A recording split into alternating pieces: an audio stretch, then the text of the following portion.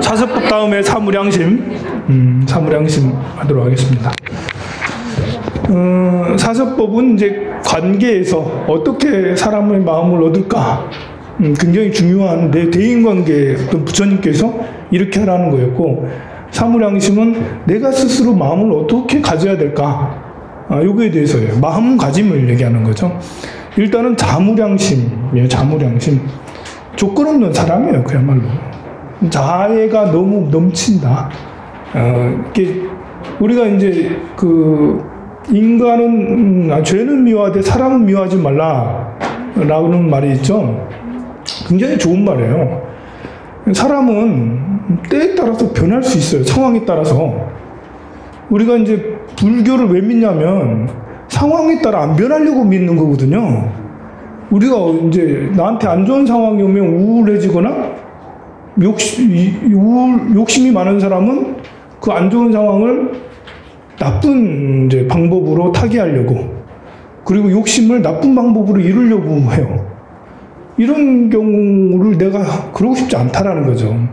내가 이제 성공을 하더라도 정정당당하게 승부를 하고 싶다 이거죠. 내가 살아가는데 나 정정당당하게 나 자신으로서 살고 싶어. 이래서 이제 불교를 공부하는 건데,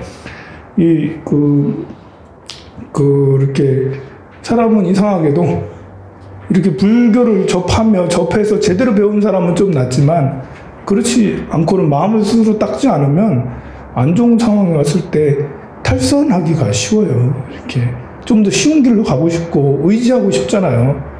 그래서 뭘 하나 이거 사면 큰 거라도 저 땅 한 평 사면 갑자기 이제 내후년 2년 지나서 10배로 오를까봐 이제 그걸 또 누군가는 그렇게 해. 여기를 사면 얼마 안 있으면 오를 거야 라고 해서 사기를 당하거나 아니면 내가 사기를 치거나 이런 일들이 생기게 되는 것도 역시 마찬가지로. 그러면 사람이 이제 이렇게 범죄자 비슷하게 되잖아요. 근데 본래 그 사람이 나쁜 사람이냐, 엄마한테 물어보면 돼. 그 사람 엄마한테. 본래 안 그랬다. 우리 아들은 세상에서 제일 착했다. 실제로도 사람의 마음은 본래가 청정한데 욕심에, 성냄에, 어리석음에, 의심에, 게으름에 자꾸 탐욕으로 인해서 다른 생각을 하게 되죠. 그래서 일단은 모든 생명에 대한 평등한 사랑, 소중히 여기는 거, 존중하는, 이게 이제 자무량심이에요. 아가페적인 사람, 조건 없는 사람을 얘기하는 거죠. 그렇게 마음을 가져라. 쉽지는 않아요, 이게. 그러나 여러분들이 이렇게 내가 백날 첫날 이렇게 말해도 여러분들은 차별심을 가지고 다 할 거예요. 그러나 한 번 또 듣고 또 듣고 또 듣고 그러다 보면 이제 생각이 바뀔 수 있으니까 계속 말씀을 드린 거예요. 그 다음에 이제 비무량심이라는 것은 측은지심이에요. 측은지. 안타깝게 여기는 거죠. 이렇게 불법을 만나지 않은 사람은 일단은 다 안타까워. 그 세상에 불쌍한 사람 참 많아. 그러니까 우리가 이제 이재용 회장을, 이건희 회장을, 삼성, 현대 누구 회장을, SK 누구 회장을 부러워하지 않아도 돼. 이 사람들은 불법을 몰라. 부처님의 진실한 제1불승을 몰라요. 참 지혜로 나아가는 것을 몰라요. 세상에서 가장 중요한 것은 참 지혜를 성취하려고 하는 이 마음이라고 저는 보거든요. 돈으로도 살 수 없어요. 내가 참 지혜로 나아가고자 하는 그 발버리심, 돈으로도 못 사거든요. 아무리 재벌이라도 재벌일수록 발심이 잘 안 돼요. 뭔가 무거운 게 많으면, 소유하고 있는 게 많으면 소유를 해야 되기 때문에, 더 원하기 때문에 못 하거든요. 소유가 많아지면 그럼 이제 재물이잖아요. 재물이 소유물이거든요. 그러면 이성을 파괴해요. 이게 이제 오행의 원리로도 그게 나와요. 사주에도 그렇게 나와요. 사주 공부가 이제 여러분들이 사주를 보러 다닐 필요는 없지만 이 오행의 원리, 사주 원리, 명리의 원리는 기본적인 것을 이해하면 굉장히 살아가는데 도움이 되고 통찰의 힘을 가질 수 있어요. 재물은 인성을 무조건 극해요. 이렇게 금극목 하듯이 쇠나 아니면 칼이 나무를 자르잖아요. 그런 것처럼 재물이 만약에 이제 더 커지면, 재물의 힘이 커지면 쇠나 칼이 돼서 나무가 인성이에요. 인성을 잘라버려요. 상해시켜버려요. 그러니 이제 재물이 걸리면 이성을 잃고 자기 어머니 아버지도 보지 않고 자기 형제도 보지 않고 냉정하게 끊어버리는 것이 소유물 때문에 그러거든요. 그것은 모두 다 어리석어서 안타까운 거죠. 이제 재물이 많은 것이 안타까워. 참 안 됐네. 라고 그렇게까지는 여러분 안 되겠지만, 저렇게 공부를 계속 하다 보면 돈이 많은 게 부러울 때도 있죠. 이렇게 많은 불사를 해서 경을 많이 이렇게 하고 사람들 돈 주면서까지 이제 경 가르치고 하면 그러고 싶지. 그런데 이제 돈이 많으면 그럴 위험에 처한다는 걸 알기 때문에 그래서 부러움이 좀 덜하고 그리고 심지어 안타깝기까지 하고 그게 측은지심이에요. 또 이제 악행을 하는 사람도 또 가난한 사람도 너무 가난하니까 불법을 또 몰라. 언제 뭐 마음 닦을 시간도 없고 여유도 없어 마음적인 여유. 그래서 안타깝고 그걸 보고 측은지심이라는 거예요. 몸이 아픈 사람들도 측은지심이 생기고 그냥 이제 뭐 정상적인 20대 30대도 저 철모롭게 다니니까 안타깝고 이게 측은지심. 모든 생명들을 다 측은하게 바라보는 그러니까 부처가 되지 않은 자는 다 측은한 거예요. 측은지심, 안타깝게 여기는 마음이 비무량심이다. 또 희무량심, 함께 기뻐하는 거예요. 좋은 일이 생기면 함께 기뻐하고 좋은 일을 하면 봉사하는 사람을 보면 기뻐하고 이렇게 공부하는 사람을 보면 기뻐하고 절에 오는 사람을 보면 기뻐해. 그래도 절에 이렇게 발 디디는 게 쉬운 일이 아니잖아요. 와서 딴짓을 하든 졸든 뭐 하든 와서 분란을 일으키든 뭐 하든 일단 절에 발 디디면 참으로 그 공덕을 찬탄하는 것이 이제 같이 함께 기뻐하는 거예요. 남 잘 되는 거 같이 함께 기뻐하는 마음도 희무량심이죠. 근데 이거 참 쉽지 않아요. 형제가 잘 되는 것도 때로는 질투심이 나고 시기심이 나. 같은 형제인데도 그렇습니다. 심지어 부부지간에도 시기 질투심이 막 일어나고 그래요. 그래서 희무량 항상 기뻐하려고 노력해야 이건 정말 노력해야 돼요. 자무량심도 그렇고 희무량심도 그렇고 자비, 희, 사 이거 전부 다 노력해야 될 부분이거든요. 노력하지 않으면 옹졸해져요. 사람은 우리 사바세계는 오염된 채로 살아가고 있기 때문에 배우지 않고 사색하지 않고 닦지 않으면 점점 협소해지고 어리석어져요. 그래도 나이가 젊으면 좀 덜 어리석어. 20대, 30대는 그래도 보고 듣는 것이 좀 있어요. 근데 이제 40대가 되고 이러면 생각이 변하지 않아요. 계속 굳어지게 되고 50대가 되면 말이 안 통하게 되고 60대가 되고 이러면 이제 더더욱 역시 더 협소해져. 배우지 않고 갈고 닦지 않으면 점점 아이가 돼버리죠. 성질도 마음대로 안 내고 참지 않으려고 그러고 욕심도 더 많아지고 말도 더 많아지고 막 이렇게 그래 되는데 기뻐하는 마음이 한량 없다라는 모든 걸 다 함께 기뻐하는 이 마음이 희무량심이에요. 그 다음에 사무량심, 평등하게 보는 마음입니다. 역시 이 평등하게 보려면 좀 철학적인 힘이 있어야 돼요. 그 자기만의 이렇게 사고가 좀 갖추어져야 돼요. 그래야지 평등하게. 지금까지 말한 게 다 평등하게 보는 것과 연관이 돼 있는 거잖아요. 이런 말씀을 자꾸 듣고 내 것으로 하려고 해야지 사무량심을 이룰 수가 있습니다. 자, 이렇게 해서 내가 어떻게 마음을 가져야 될까? 네 가지 큰 마음을 설명을 했어요. 참 어려운 부분을 하고 있어요. 지금 우리가 아주 이제 이렇게 불교의 가장 신묘 요체 부분을 하고 있기 때문에 불교는 이렇구나라는 것이 부처님 말씀의 핵심 교의는 이렇구나라는 것이 지금 배우고 있는 부분이에요. 그리고 이제 이 네 번째 188페이지에 보현행원 보살로 살아가는 의지. 이거는 이제 불교적인 삶을 얘기하는 거죠. 불자는 이렇게 살아야 된다는 것을 보현보살이 실천행으로 보여줬는데, 이 제목 정도만 읽는 걸로 하도록 하겠습니다. 먼저 첫 번째가 예경제불이에요. 우리 불자로서 가장 기본은 부처님한테 예배하고 공경하는 거예요. 부처님한테 예배하고 공경하기를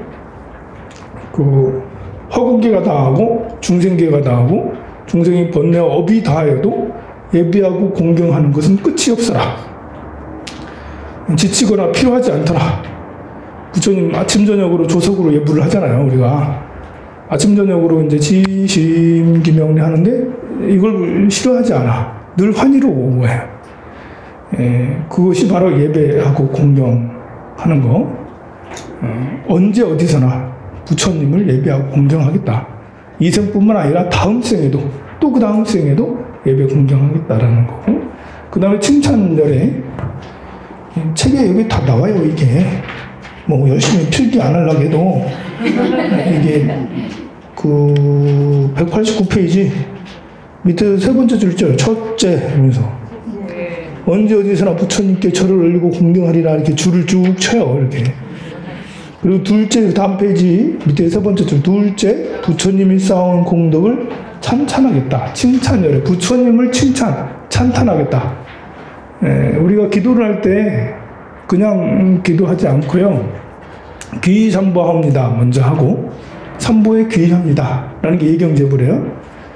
우리 스님들은 편지 쓸 때도 그래요. 편지글에 귀삼보합니다 먼저 써요. 그리고 이제 부처님을 찬탄하는 부처님의 은혜는 뭐 얼마나 크고 부처님은 길을 가르쳐 주시고 이 부처님의 찬탄하는 그거는 200페이지 200페이지 볼까요? 부처님 당시 때부터 부처님을 찬탄하는 가장 기본적인 말씀이에요. 초기 불교에서는 이걸 외워서 늘 독송하는 부분이에요. 같이 읽어볼까요? 독송할까요? 거룩하십니다. 부처님이시여 넘어진 것을 일으켜 세우듯이 가려져 있는 것을 나타나게 하듯이 방황하는 자에게 길을 안내하는 것과 같이 어둠 속에서 등불을 갖게 하고 눈 있는 자에게 보라는 듯이 이와 같이 부처님께서는 여러 가지 방편을 가지고 진리를 나타내 보이십니다. 저는 부처님과 거룩한 스님들께 기의하여 받들겠습니다. 이것이 이제 부처님을 찬탄하는 거예요. 거룩하십니다, 부처님. 넘어진 자를 일으켜 주듯이 이렇게 해주시는 분이다. 대승불교에서는 이제 이 말씀보다는 열의 10호를 많이 해요. 열의 음공정변지 명행족 선서 세간의 무상사 조어장부 전인사 불세존 부처님의 다른 10가지 명호인데 이게 부처님을 찬탄하는 거예요. 열에 여여하게 오신다. 그냥 오시지 않는다. 부처님은 알게 모르게 여여하게 흔들림 없이 응당히 공양을 받을 만한 분이시다. 우리 부처님은 정변지 바르고 고르고 넓게 아시는 분이다. 세상 또 세상을 모든 것들을 다 알아. 내 마음도 알고 재물도 알고 권력도 알고 여자도 알고 모든 걸 모르는 게 없어. 세간에 무상사 위 없는 스승이다. 가장 높은 스승이시오 라고 조어장부시오. 중생을 잘 길들이는 분이시오. 하늘과 인간의 스승이시오. 천인사. 그리고 깨달은 분이시오. 세존, 세상에 존귀한 분이시오. 이렇게 이제 하는 것이 대승불교에서 열애응공전변제 불세존 열애 10호입니다. 이것이 칭찬 열애예요. 그래서 부처님한테 기도할 때 3단 공법이 있어요. 3단 공법. 귀삼보, 삼보에 귀하고 그 다음에 부처님을 찬탄해야 돼. 그리고 나도 내 소원을 얘기하는 거예요. 그리고 나서 그러하신 부처님, 이 어리석은 중생이 뭘 원하고 있습니다라고 이제 내 소원은 이겁니다라고 이렇게 얘기를 하는 거죠. 그럼 광수공양, 부처님께 두루 공양하는 것이에요. 공양을 끝없이 하는 거죠. 절에 올 때마다 매일매일 떡하고 과일하고 쌀하고 초하고 향하고 꽃하고 차하고 계속 이런 것들을 육법공양이라는데 그것들을 계속 올리겠다는 거. 그리고 사경도 공양이에요. 이 공양이라는 게 절하는 것도 공양이에요. 절하는 것도. 사경하는 것도 공양이고 염불하는 것도 공양. 금강경 독성도 여시하면 열시불저 이렇게 공양 올리는 거에 해당이 돼요. 수행하는 것도 공양 올리는 거에 해당이 돼요. 이렇게 재물로 물건으로 이제 물질로 공양하는 것과 정신적으로 공양 올리는 이것들을 하되 쉬지 않고 끝없이 공양하기를 허공계가 다하고 세상이 무너질 때까지 번뇌가 다 없어질 때까지 중생기가 다 없어질 때까지 공양을 하되 실증내거나 싫어하는 마음이 없다. 그렇게 그런 정신으로 계속 하는 거죠. 그 다음에 업장을 참여하는, 스스로 나의 업장은 수미산보다도 더 높고 무거워. 내가 살면서 무슨 죄를 지었길래 나는 죄 지은 게 없어요 라고 할 수 있을 거예요. 그러나 그 마인드는 그게 아니에요. 일단은 내가 살면서 엄청나게 많은 죄를 지었어. 전생에. 또 이 생에서 보면 죄 지은 거 많아요. 사실은요. 우리 환경 문제는 왜 생겼겠어요. 우리는 공동의 업이 굉장히 커요. 이 인류가 세상에 미치는 영향이 15분의 한 종씩 멸종이 된대요. 우리 이제 지구에 수백만 개 이제 여러 생물들이 있고 많은 종이 있습니다만 15분에 한 종씩 멸망이 돼요. 이제 이 지구는 이제 대멸종을 여러 번 겪었거든요. 지금까지 한 5번 정도 겪었어요. 우리가 아는 공룡도 이 3번째인가 4번째 대멸종으로 인해서 이제 공룡 시대가 마감이 되고 또 그 앞에 또 다른 시대 또 여러 번 마감이 됐고 지금 이제 6번째 대멸종이 시작되고 있는 것처럼 보여지는데 이 6번째 대멸종은 기후변화에서 생기는 게 아니고 인간에 의해서 생긴다. 다른 5개의 대멸종하고 다르다. 지금 이제 나는 사람이 얼마나 이렇게 영향력이 이렇게까지 쓸까? 이런 생각 안 했는데 근래에 보니까 정말 사람들이 미세먼지도 가만 보니까 우리가 사람이 만든 거잖아요. 미세먼지 굉장히 위험해요. 사실은 이 안에 그 어떤 이제 그 공기 중에 떠다니는 것 중에 인체에 해롭게 하는 것이 너무 많잖아요. 사실 굉장히 위험한 거거든요. 마치 이제 그 화학무기 비슷한 거예요. 사실은 이제 미세먼지가 그것만 있나요?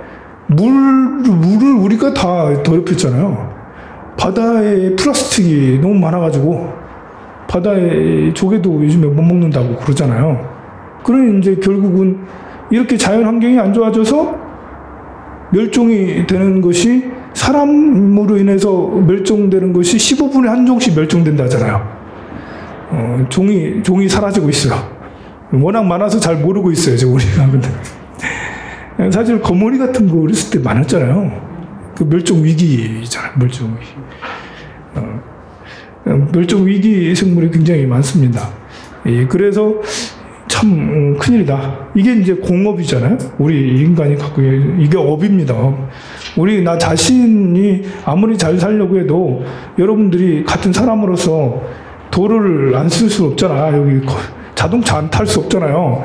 그리고 일회용품 안 쓸 수 없잖아요. 보면 이런 책상하고 의자 만드는데 이 건물 짓는데 얼마나 환경 오염 많이 시킨 줄 알아요? 여러분들 다 누리고 있잖아요. 그런데도 나 없이 죄 없이 살고 있다라고 떳떳하게 살고 있다라고 죄를 엄청 많이 짓고 있는데도 떳떳하게 살고 있다고 스스로 자신하고 자부하고 있어요. 그게 인간이 가진 오만이죠. 다른 생명이 보면 인간이 다 망치고 있는데 그러면 우리가 이제 이렇게 그 옛날에는 공산당 나쁜 놈이라고 막 그랬잖아요. 다 늑대처럼 생긴 줄 알았잖아요. 나쁜 놈 하듯이 사람들이라는 이 집단이 이 지구에 미치는 영향은 정말 최악이죠, 최악. 결국 다른 생명을 볼 때 우리는 모두 다 나쁜 놈들인 거죠. 이제 이기적인 놈들이죠. 그래서 그런 업장, 공동의 업장, 너 내 자신도 살면서 뭐 죄 안 지었겠습니까? 누구를 상처받게 하고 괴롭게 했으니까 그런 업장이 두텁다라는 생각. 또 수의 공덕, 아까 힘을 양심하고 비슷해요. 같이 함께 따라 기뻐하는 게 수의 공덕이고, 그리고 6번째는 청전 법륜을 굴려달라고 법을 자꾸 청하는 거예요. 여러분들이 수강 신청했잖아요. 수강 신청. 수강을 원해서 왔어요. 그러니 저런 얘기를 해주는 거고요. 이런 것처럼 자꾸 청해야지 좋은 법회가 일어나고, 법문도 부처님도 사실은 설법을 안 하고 가시려고 하셨잖아요. 범처이나 재석처이 와서 권청을 했기 때문에 설법을 하시게 된 거였어요. 누구든 마찬가지예요. 요청을 해야 돼요. 안 하고 꿍 하고 있으면 밥 해줄 줄 알죠. 밥 안 해줘요, 이제. 가만히 있는 사람한테 밥 안 해줘요, 이제. 밥 해달라고 해야 돼. 이제는 돈 줘가면서 밥 해달라고 해야 돼요. 돈 줘가면서. 그전에는 가만히 있어도 밥 해다가 딱 받치고 막 이랬는데, 지금 돈까지 줘면서 밥 해줘. 이렇게 요청을, 그 법문뿐만 아니라 일상생활에서도 요청이 굉장히 중요한 것 같아요. 대인 관계에서도 뭐 부탁하고 뭐 해달라고 하고 혼자 모든 걸 다 감당하고 살아갈 수는 없는 거거든요. 근데 착한 사람일수록 옆에 부탁을 잘 못 해오면, 그러나 그러지 말고 부탁을 하시고 또 내가 또 도와주면 또 되잖아요. 그렇게 하는 것이 청전법륜이다. 청불주세, 부처님 오래 계시기를 청하기를. 착한 사람, 선한 사람, 선지식, 훌륭한 스님, 뭐 이런 분이 옆 곁에 오래 계시고 떠나지 말기를 이렇게 원하는 것이 청불주세고요. 상수불학을 항상 부처님의 법문을 공부하겠다. 끝없이 공부하겠다. 평생토록 이 강의 부처님 공부는 놓지 말아야지. 이런 것이죠. 스님만 평생토록 공부하는 게 아니고 제가자들도 평생토록 공부하는 게 상수불학이고, 항순중생은 중생을 부처님처럼 떠받드는 것을 항순중생이라고 그래요. 모든 생명을 존중하는 거, 항순이라는 게 항상 따른다라고 했을 때 따라간다. 이건 귀의랑 비슷해요. 귀의. 돌아가 의지한다가 이제 그 귀의거든요. 부처님께 귀의합니다. 가르침이 귀의합니다. 승가에 귀의합니다. 이것은 부처님을 따릅니다. 가르침을 따릅니다. 승가를 따릅니다. 항상 따른다. 순이 이제 중생을 따른다. 중생을 존중한다. 라는 거죠. 모든 생명을 존중하는 거, 그게 항순 중생이에요. 이 9번째가 제일 지금까지 한 것들을 다 품고 있죠. 다 품고 그렇게 첫 번째부터 8번째를 해야지 항순 중생이 돼요. 남을 돕는 게 쉬운 게 아니잖아요, 보면. 아름다운 미소를 갖는 게 쉬운 게 아니죠. 인격이 갖추어지고, 뭔가 안에 들은 게 있고, 흔들림이 없어야지 변치 않는 아름다운 미소를 가질 수 있어요. 여러분들은 모두 다, 아름다운 노후를 꿈꾸죠. 재물로만 아름다운 게 아니라, 몸으로도 이 얼굴 보면서 내가 아름답게 늙어야지, 이런 걸 꿈꾸고 다 있잖아요. 근데 나이가 이제 들고 나서 얼굴 보면 내가 어쩌다 이렇게 찌글찌글해졌지. 다들 후회합니다만 젊어서 소원은 다 그런 겁니다. 근데 그런 걸 하려면 정말 갈고 닦아야 돼요. 10번째 복의 회양. 회양이라는 것은 이 지금까지 9개를 한 것을 내 공덕이 아니라 다른 사람들에게 그 공덕을 돌리는 거예요. 남에게 다 주는 거예요. 다 주는 거. 결국 나한테는 하나도 남아있지 않은 이것을 회양이라고 합니다. 그 다음에 이제 195페이지? 195페이지. 사홍서원. 우리가 하는 네 가지 소원. 우리 법회 끝날 때마다 항상 중생을 다 건지오리다 이렇게 하죠. 천수경에 이게 있어요. 중생무변서원도 번뇌무진서원단 법문무량서원아 일도무상서원성 자성중생서원도 자성번뇌서원단 자성법문서원아 자성불도서원성 이렇게 해서 사홍서원이 천수경에 들어있고 우리는 법회 끝날 때마다 이거를 해요.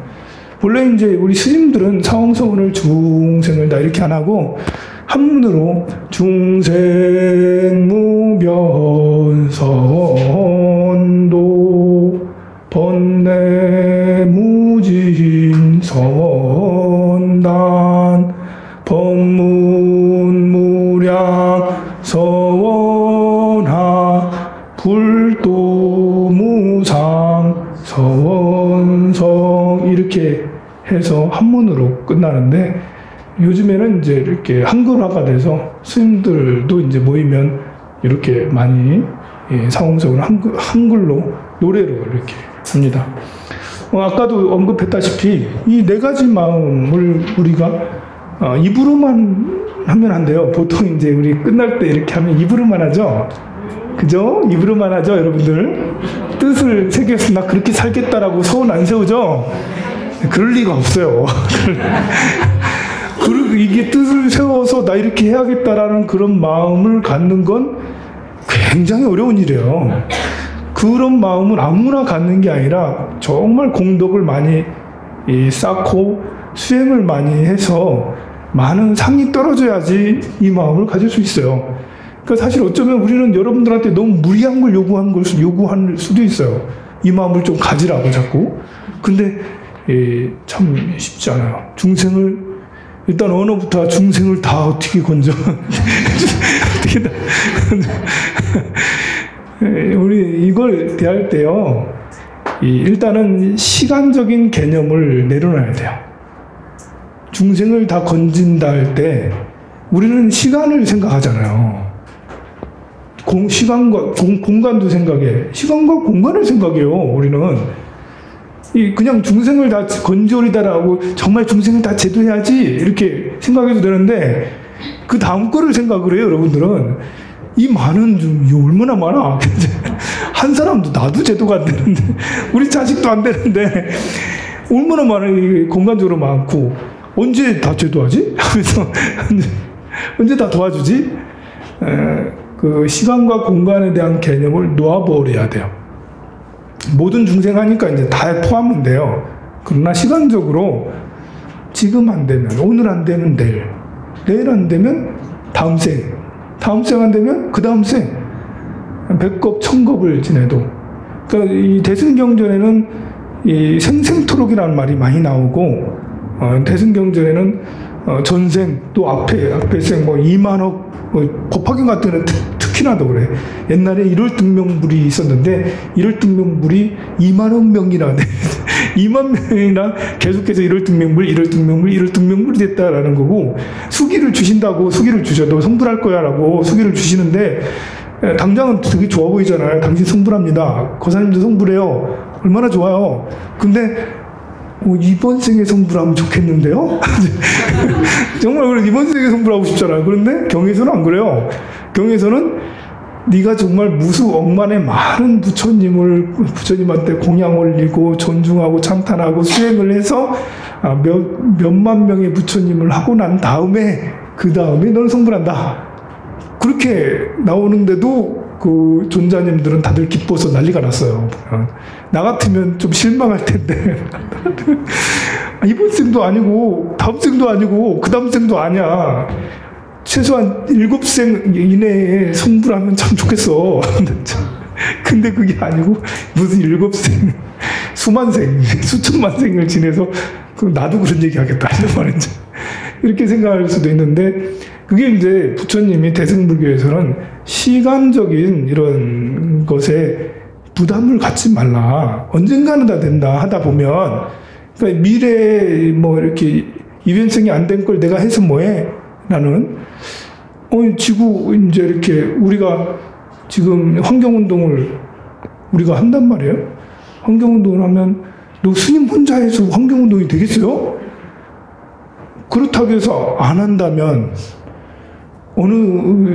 안 되잖아요. 내가 하다 보면 이 생이 안 되면 다음 생에, 다음 생 안 되면 또 다음 생에. 그런 정신으로 한다면 동조하는 사람이 있는 거고, 같이 하다 보면 물결이 돼서 어느 순간에 정말 이제 이렇게 그 대전환의 시기가 올 수도 있겠죠. 그 모든 것이 처음에 할 수 없는 것도 도저히 그렇게 할 수 없는데 나는 거기서부터 시작이 돼요. 할 수 없는데 그래도 해봐야지. 여기서부터 시작이 되는 거죠. 부자가 되는 것도 마찬가지예요. 부자가 되는 거 정말 어렵잖아요. 근데 마찬가지로 그 개념을, 시간적인 개념을 놓고 중생을, 모든 생명을 다 구하겠습니다. 나 자신까지도 포함돼서요. 내가 잘나지도 않았는데 무슨 어떻게 구하냐 하지 말고 나 자신까지 포함해서 모든 생명을 다 나를 구하겠습니다. 너를 구하겠습니다. 모두를 구하겠습니다예요. 그러니 나 못 낳는데 남 어떻게 구해줘 이런 생각 절대 하지 마세요. 나도 포함되는 거예요. 그래서 자성중생소원도라고 나오잖아요. 보면 자성번뇌소원, 자성본무소원, 자성중생 이걸 막 얘기하는 거거든요. 그러니 할 수 있겠죠 이제? 중생을 다 건질, 생명을 다 건질 수 있겠죠? 네. 번뇌 정말 많은데 이 번뇌를 다 끊겠다라고 소원을 세워요. 그것도 역시 시간 관계없어요. 언제든 할 수 있습니다. 이제 난 법문을 다 배우는 것도 8만 대니까 얼마나 많은데 이제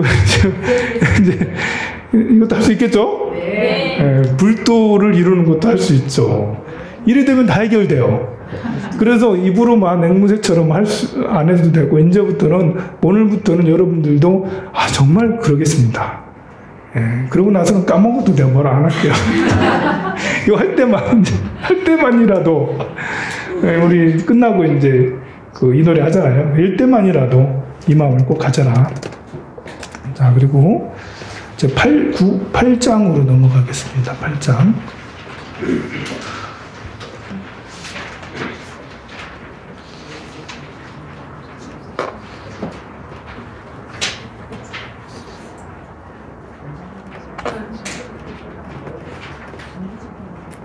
가장 이제 현실적인 거죠. 절 생활의 가장 기본적인 세 가지를 예불하고 공양하고 울력이에요. 우리 스님들의 가장 중요한, 스님들의 일상 중에 가장 중요한 거, 불자이기도 하고 그래요. 일단 예불이 제일 중요해. 그리고 밥 먹는 거, 공양하는 거, 함께 하는 거거든. 예불도 함께 하고, 공양도 함께 하고, 울력도 함께 하고. 공동생활에서 얘기하는 겁니다. 이 세 가지만 꼭 지키고 살면, 그러면 이제 스님으로서 잘 사는 거예요. 스님으로 산다는 건 굉장히 단순하고 쉬워요. 여러분들은 스님들이 다 고행한다고 그러는데, 스님들처럼 세상 이렇게 팔자 좋은 사람 없어요, 보면. 정말 스님들 팔자 좋아요, 보면. 일단은 뭐 경쟁하지 않아도 돼, 우리 스님들은. 여러 가지 생각들을 다 놓아버리고 욕심을 떨쳐내야 되겠죠. 경쟁할 필요가 없어요. 하루에 1000배씩 하시잖아요. 아니, 그건 욕심이 많아가지고. 욕심이 많아가지고 내가 하려고 하는 원력이 있으니까 이제 그러는 거고. 그거 내가 좋아서 하는 거예요. 산에 오르는데 내 에베레스트 산을 올라가요? 지리산 올라가요? 근데 하고 싶어서 하는 거잖아요. 하고 싶어서. 산에 오르는 사람한테 물어보면 힘들게 땀을 뻘뻘 흘리면서 올라가지만 본인이 가장 행복한 사람이라고 그래요. 산에 올라가는 사람. 자기가 선택해서 올라가기 때문에 힘들어도 자기가 하고, 출가의 수행도 마찬가지예요. 근데 이제 이렇게 그렇게 높은 산 올라가려고 안 해도 살 수가 있어요. 우리는 이제 그냥 게으르게 사는 스님들도 많아요. 편하게 사는 스님들도 있어요. 근데 이 세 개를 하면 이제 다 용서가 된다. 하루 종일 누워서 있더라도 예불할 땐 벌떡 일어나서 가서 예불을 하고, 하루 종일 누워서 텔레비 보고 있더라도 울려갈 때는 가서 울려가고, 공양할 때 가서 같이 공양하고, 이러면 스님 잘 사는 스님이에요. 잘 사는 스님. 일상생활 속의 불자들은 어떻게 해야 되냐? 아침에 눈을 뜨자마자 불법순 3보를 생각하며 예를 올리고, 그 밑에 제일 밑에 있죠? 밤마다 부처님을 안고 자고 새벽마다 부처님을 안고 일어난다. 부처님만 생각하자. 부처님과 사랑에 빠지세요. 부처님과 결혼하세요. 부처님과 사랑에 빠지고 부처님과 결혼해 늘 부처님을 그리워하고 생각하고 어떻게 하면 부처님이 될까? 이것이 이제 불자로서의 길이죠. 예불이라는 것은 부처님한테 예배한다는 거고요. 하루에 3번을 예불을 해요. 아침, 점심, 저녁. 근데 점심은 이제 불공에 가까워요. 진정한 예불은 이제 부처님을 어떤 존상으로, 상으로서 보는 게 아니라, 어떤 우상으로서 보는 게 아니라, 우리 불교에도 우상숭배를 제일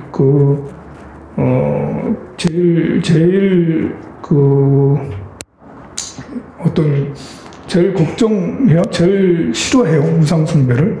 기독교만 우상숭배 싫어하는 게 아니에요. 불교에도 우상숭배가 제일 수행에 우상숭배에서 벗어나는 게 제일 목적이에요. 우리는 우상을 다 만들고 있거든요. 상을 다 가지고 있어요. 부처님이라는 이런 대단한 이런 것의 상에서 벗어나야 되는 거고, 또 남자는 남자 상에서, 여자는 여자 상에서 벗어나고, 내가 주지스님이면 주지스님 상에서 벗어나야 되겠죠. 내가 어머니라면 어머니 상에서 벗어나야 되고, 내가 누구의 딸이라면 누구의 딸에서 상에서 벗어나야 되고, 내가 어느 사장이 있다면 사장의 상에서 벗어나고, 내가 직원이라면 직원이라는 상에서 벗어나야 되는 거죠. 이게 전부 다 내가 만들어 놓은 우상들입니다. 우리는 우상들이 수십 개씩 다 가지고 있어요. 어리석은 상이 우상이잖아요. 그 우상들을 버리면서 예배를 하는 이유는 그래서 그런 거예요. 그 우상을 버리겠다고. 난 부처님을 버리기 위해서 절하는 거죠. 부처님을 버리기 위해서. 진짜로 부처님을 버리려고. 내 대동댕이 치는 게 아니라 마음의 이 상에서 벗어나는, 마음의 자유를 얻고자. 진짜 부처님 상에서 벗어나야지 진짜 부처님이 될 수가 있는 거. 굉장히 부처님을 중요하게 여겨. 내가 여러분들 보고 아들, 딸 다 버리라고 한다고 해서 진짜 버리는 건 아니죠. 너 나가 해가지고 버리는 게 아니잖아요. 아들, 딸 다 버리세요 라고 할 때 아들, 딸 전부 다 버려야 돼요. 재물을 다 버려야 돼요. 태어강이 다 버리세요. 재물을. 제가 건져갈게요. 태어강이 다 버리라고 했을 때 진짜 돈을 가지고 와서 버리라는 게 아니고 재물에 대한 상을 버리라는 거고, 아들을 버리세요. 딸을 버리세요. 아들, 딸들 버리라는 게 아니고 아들, 딸들의 상에서 벗어나야 되는 거죠. 이 부처라는 상에서도 벗어나고, 중생이라는 상에서 벗어나고, 어리석다라는 상에서 벗어나고, 모든 상에서 다 벗어나는 마음으로 정말 그러고 있습니다. 정말 눈물 나도록 처절하게 예불을 하면서 지신기명래 정말 몸과 목숨을 다하도록 그렇게 하겠다라고 하는 것이 이제 예불의 진정한 의미라고 할 수가 있습니다.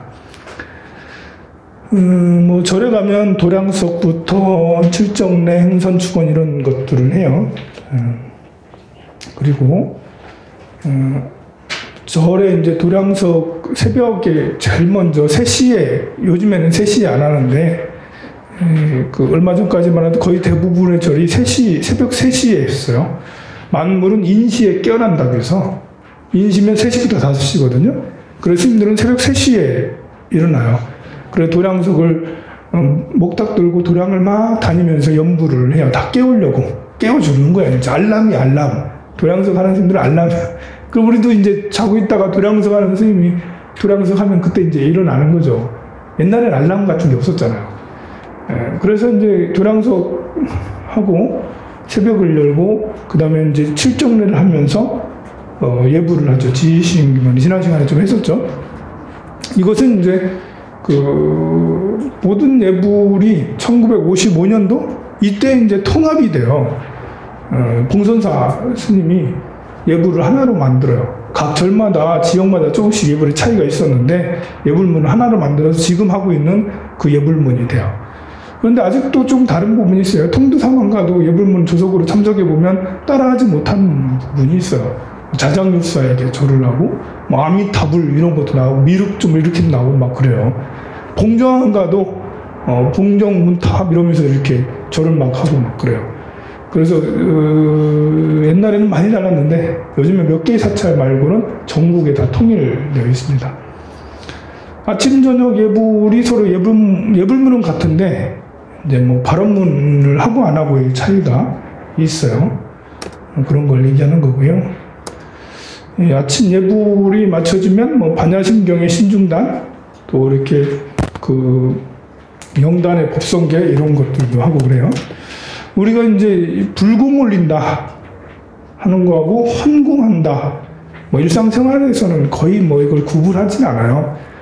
신중단에도 불공 올린다 하고 신중불공 이렇게 산신각에도 불공 올린다 칠성각에도 불공 올린다 용왕단에도 불공 올린다 이렇게 하는데 사실은 구별을 해야 되죠. 불공은 부처님한테 올리는 게 불공이고 산신이나 칠성은 부처님이 아니잖아. 그런 때는 헌공이라고 이렇게 얘기를 하는 게 맞아요. 그렇게 알고 계세요. 그렇게 쓰면 더 좋고요. 사실 맞지. 부처님 전에 이 새벽하고 저녁은 문안인사고 사시는 9시부터 11시를 사시라고 그래요. 부처님이 이때 하루에 한 때만 공양을 드셨어요. 부처님은 일종식이라고 합니다. 하루에 한 때만 공양을 했는데 아침에 한 7시나 8시에 성으로 가서 마을 집집마다 돌면서 밥을 얻어와서 돌아오면 9시쯤 되는 거예요. 그래서 발을 씻고 앉아서 드시는 게 한 10시쯤에 이제 이렇게 드시게 됩니다. 그래서 항상 사시에 드셨다 해서 사시맞이 사시에 밥을 올리는 것을 사시맞이라고 그렇게 얘기해요. 공들여 만든 마에 맛있는 음식지라고 공들여 만든 음식 해서 맞이라고 사시맞이 사시 올린다 해서 하루에 한 때만 밥을 해서 올려요. 반찬은 해서 올리진 않아요. 밥만 해서 올려요.